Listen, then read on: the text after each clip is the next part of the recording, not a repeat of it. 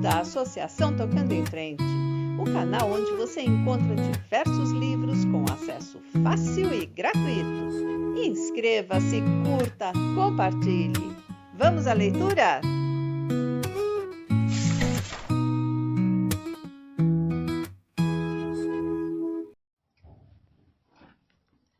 Parte 7.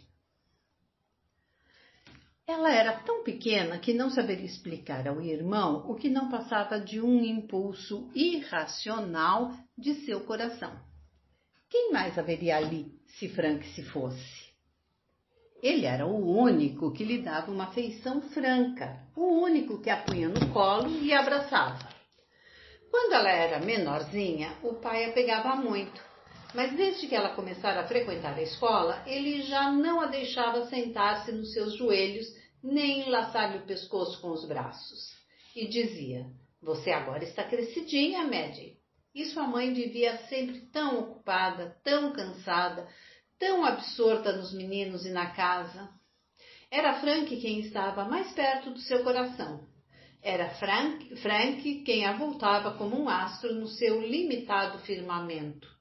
O único que parecia gostar de sentar-se para conversar com ela e explicava as coisas de um modo que ela compreendia. Desde o dia em que Agnes perdera o cabelo, Frank estivera lá, e apesar dos seus dolorosos contratempos, nada, a partir de então, conseguira penetrar-lhe o coração. Nem as varadas, nem irmã Ágata, nem os piolhos, porque Frank estava lá para a consolar e confortar. A menina, porém, levantou-se e conseguiu sorrir. "Mas se você precisa ir mesmo, Frank, está bem", rematou. "Maddie, você deveria estar na cama e acho melhor voltar para lá antes da inspeção da mamãe. Vamos, corra, depressa." A lembrança espantou tudo mais da sua cabeça.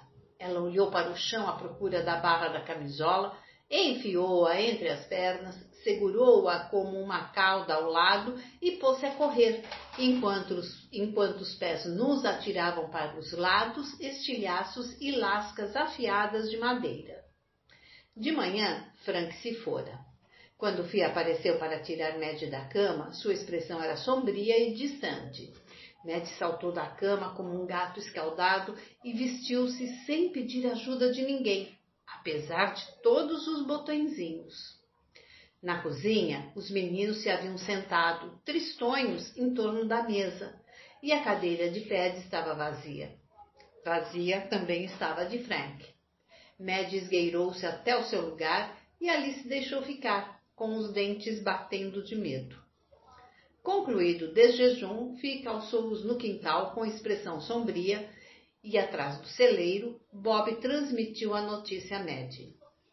"Frank fugiu", murmurou ele. "Talvez tenha ido apenas ao Arraine", sugeriu Maddie. "Não, boba, ele foi se alistar no exército." "Ah, como eu gostaria de ter idade bastante para ir com ele, sujeito de sorte." "Pois eu gostaria que ele ainda estivesse em casa." Bob encolheu os ombros. "Você não passa de uma menina, e eu não esperaria ouvir outra coisa de uma menina." A observação, normalmente explosiva, não foi contestada. Maddie entrou em casa à procura da mãe, a fim de saber o que poderia fazer. "Onde está papai?" perguntou a Fia, depois que esta a incumbiu de passar os lenços a ferro. "Foi ao Arraine." "Ele trará Frank de volta?" Fia respondeu com aspereza. "É impossível tentar guardar um segredo nesta família." "Não, ele não pegará Frank em Arraine, você sabe disso. Mas vai telegrafar à polícia e ao exército em Wanganui e eles o trarão de volta." "Ai, mamãe, espero que o encontrem. Não quero que Frank vá embora." Fia tirou o conteúdo da batedeira de manteiga sobre a mesa e atacou o monte amarelo e aquoso com 2 pás de madeira. "Nenhum de nós quer que Frank vá embora. É por isso que seu pai foi ver se o trazem de volta." Os lábios lhe tremeram por um momento e ela bateu a manteiga com mais força. "Pobre Frank!" suspirou, não para Maddie, mas para si mesma. "Não sei por que os filhos hão de pagar pelos nossos pecados." Meu pobre Frank, tão fora da realidade. Notando então que Mad parara de passar os lenços, cerrou os lábios e não disse mais nada. 3 dias depois, a polícia trouxe Frank de volta. Ele lutara como um leão, contou a Ped o sargento da escolta que vinha de Wanganui. Puxa, que belo lutador o senhor tem aí! Quando percebeu que os rapazes do exército não estavam para brincadeiras, partiu como um raio, desceu a escada de um salto e saiu em desabalada carreira pela rua com 2 soldados atrás dele. Se não tivesse tido o azar de topar com um policial de serviço, acredito que teria conseguido fugir. Mas lutou como um doido. Foram precisos 5 para botar-lhe as algemas. Assim falando, tirou as correntes pesadas de Frank e empurrou-o com brutalidade pelo portão adentro. O rapaz acabou dando, sem querer, um encontrão no pai e recuou, como se tivesse levado uma ferroada. Escondidas ao lado da casa, alguns metros além dos adultos, as crianças observavam e aguardavam. Bob, Jack e Hugh mantinham-se tensos, esperando que Frank travasse outra luta. Stuart limitava-se a olhar, tranquilo, da janela de sua alma compassiva e pacífica. Mad mantinha as mãos nas faces, esticando-as e massageando-as, apavorada com a ideia de que alguém pudesse machucar Frank. Ele voltou-se a fim de olhar primeiro para a mãe, os olhos negros penetrando os olhos de cor cinza, numa escura e amarga comunhão que nunca fora expressa e nunca o seria. Desdenhoso e causticante, o olhar azul e feroz de Ped intimidou-o, como se fosse o que ele já esperava, e as pálpebras abaixadas de Frank reconheceram-lhe o direito de estar zangado. A partir desse dia, Ped nunca mais dirigiu ao filho palavras que não fossem da mais estrita civilidade.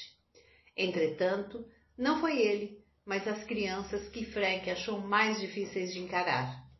Envergonhado e desconcertado, pássaro rebelde, trazido de volta para casa, sem ter explorado e conhecido o céu, as asas cortadas, rente e o canto afogado no silêncio. Mad esperou que Phil tivesse feito a ronda de todas as noites para insinuar-se pela janela aberta e transpor, num pulo, a distância que a separava do quintal.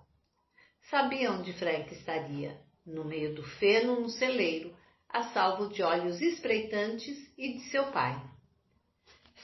Frank, onde é que você está? Perguntou num cochicho audível ao introduzir-se no silencioso negrume do celeiro, enquanto explorava, com os dedos dos pés, sensível como um animal, o terreno desconhecido à sua frente. Aqui, Mad, chegou-lhe a voz cansada do irmão, que nem parecia a voz de Frank, tão sem vida e sem paixão. Seguindo o som, ela foi dar com ele estendido sobre o feno e aconchegou-se ao irmão, envolvendo-lhe o peito com os braços até onde estes podiam chegar. Ah, Frank, sinto-me tão feliz por você estar de volta, disse ela. Ele gemeu, escorregou pelo feno até ficar mais baixo do que ela e descansou a cabeça no corpo da irmã. Mad agarrou-se-lhe ao cabelo espesso e liso, cantarolando. Estava tão escuro que ele não podia vê-la, e a substância invisível da solidariedade dela desmanchou. Frank desatou a chorar, sacudindo o corpo de Mad, enquanto suas lágrimas ensopavam a camisola da menina. Mad não chorou. Alguma coisa em sua alma era bastante velha e bastante feminina para sentir a alegria irresistível e pungente de ser necessária. Ficou sentada, balançando a cabeça dele para frente e para trás, para frente e para trás, até que a mágoa dele se consumiu no vazio. Vocabulário, parte 1, 1915 a 1917, Mad. Vocabulário da parte 1. Espinheiro alvar, planta medicinal. Empala-se, enfia-se. Acúlio, espécie de galho, de rama. Tojos, arbustos. Encarapitada, empoleirada. Penteado a pompador, penteado com um topete no topo da cabeça e geralmente penteado com auxílio de pomadas modeladoras de efeito brilho. Maori, população descendente de negros melanésios e polinésios, autóctono da Nova Zelândia. Escarafunchando, procurando. Estalão, medida. Malho, martelo grande. Escalavrada, arranhada. Ressaibo, vestígio, sinal. Ululante, uivante. Pré-amar, maré alta. Fulgir, brilhar. Fímbria, linha. Canhestramente, desajeitadamente. Vocabulário da parte 2. Morim, tecido fino de algodão. Descaíam, caíam. Torva, tristonha. Sazonal, próprio de uma estação do ano. Parição, parto. Nesga, pedaço. Descalçadeira, instrumento para ajudar a descalçar sapatos. Potreiro, pasto com água, cercado, onde se conservam animais em segurança. Antípodas, que está num lugar diametralmente oposto. Derradeiro, último, final. Pândega, brincadeira. Derreado, arqueado. Iridescente, das cores do arco-íris. Orelha de São Pedro, nome de uma concha marinha. Rapina, roubo. Vocabulário, parte 3. Descerrou, abriu. Vicejar, brotar com força. Estirpe, linhagem. Mesalliance, má sorte. Schelling, até 1971, 20ª parte da libra esterlina, que era a moeda britânica.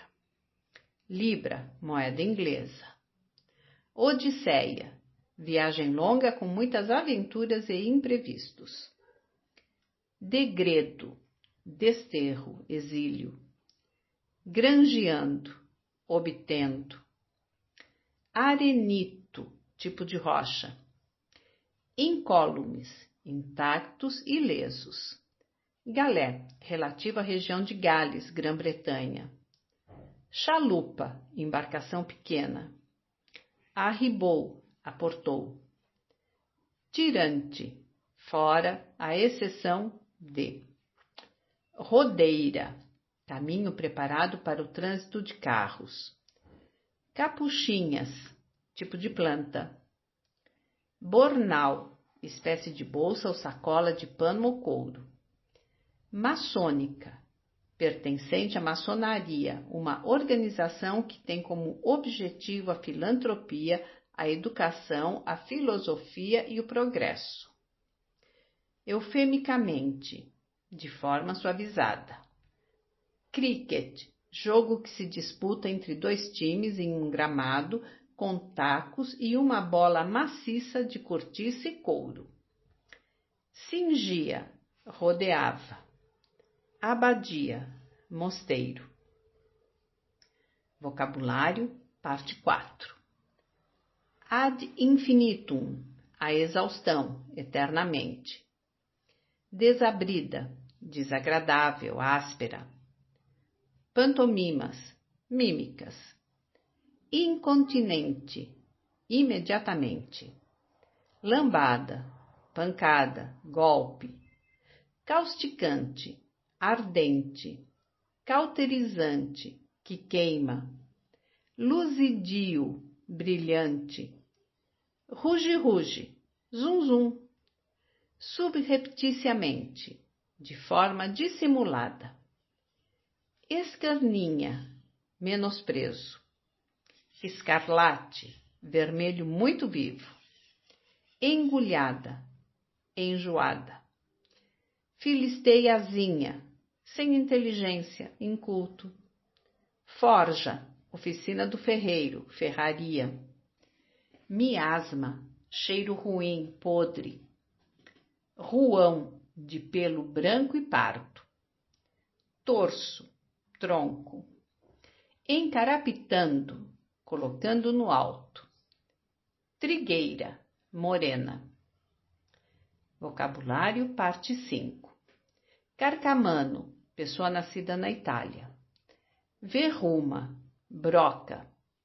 Advento, chegada. Alheamento, afastamento. Clã, família.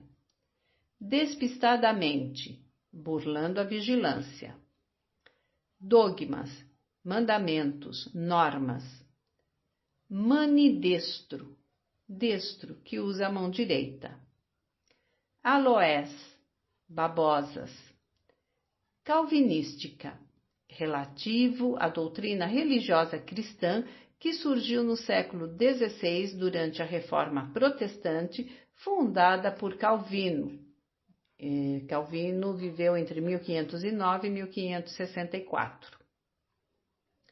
Estoica, adepto do estoicismo. Os estoicos deveriam praticar as 4 virtudes na vida cotidiana: sabedoria, coragem, temperança ou moderação e justiça, e viver de acordo com a natureza.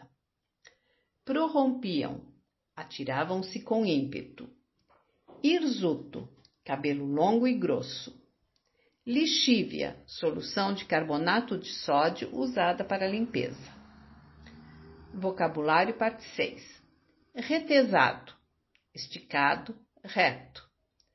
Ostracismo, distanciamento, exclusão. Pagodezinhos, pequenos templos. Hunos, povo da Ásia Central, que nos meados do século V invadiu e exerceu domínio sobre grande parte da Europa. Strand, praia com rochas soltas. Soberbas, magníficas. Indômita, indomada, brava. Exasperação, irritação. Lumes, luzes, brilhos. Cepos, pedaços de troncos de árvores. Cunha, peça de metal ou madeira em formato de prisma agudo em um dos lados. Decídua, que cai, velha. Embotava, perdia o corte. Gume, parte mais cortante de uma lâmina.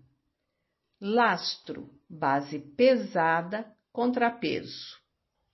Enfeixado, amarrado, preso. Desenredar, desenrolar, entender. Vocabulário, parte 7. Desdenhoso, com desprezo. Pungente, forte, viva.